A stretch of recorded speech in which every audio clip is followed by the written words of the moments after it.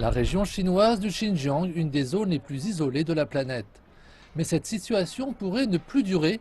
Le couloir de développement de la Chine, baptisé Une ceinture et une route, reliera la Chine et le continent asiatique à l'Europe de l'Ouest. L'autoroute commerciale du XXIe siècle passera en effet par la région autonome ouïghour du Xinjiang. C'est la raison pour laquelle cet homme, le ministre britannique des Finances, George Osborne, s'est rendu ici lors de son dernier déplacement en Chine.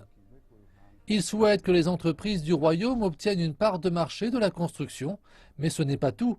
Le ministre veut aussi faire correspondre son projet de Northern Powerhouse au Royaume-Uni à l'initiative Une ceinture et une route, un plan soutenu par le président chinois.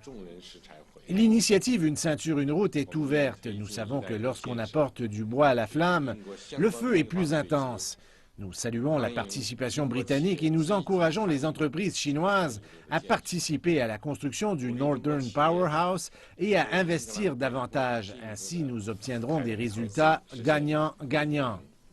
Relier les villes du nord de l'Angleterre, comme Manchester, Leeds et Sheffield, coûtera cher, même très cher.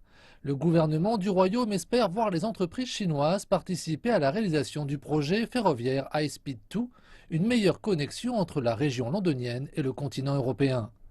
Il ne s'agit d'ailleurs que d'une partie des projets de George Osborne visant à faire du Royaume-Uni le meilleur ami occidental de la Chine.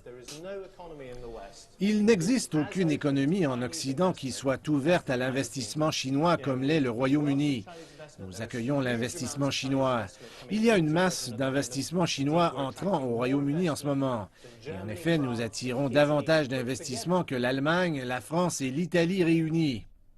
Le groupe Hualing, implanté dans le Xinjiang, a d'ores et déjà rejoint les projets immobiliers conduits dans 3 villes anglaises, des projets d'un montant atteignant un peu moins de 2 milliards de dollars. D'ailleurs, les investissements et les compétences circulent dans les deux sens, et le gouvernement britannique espère qu'il ne s'agit que d'un début.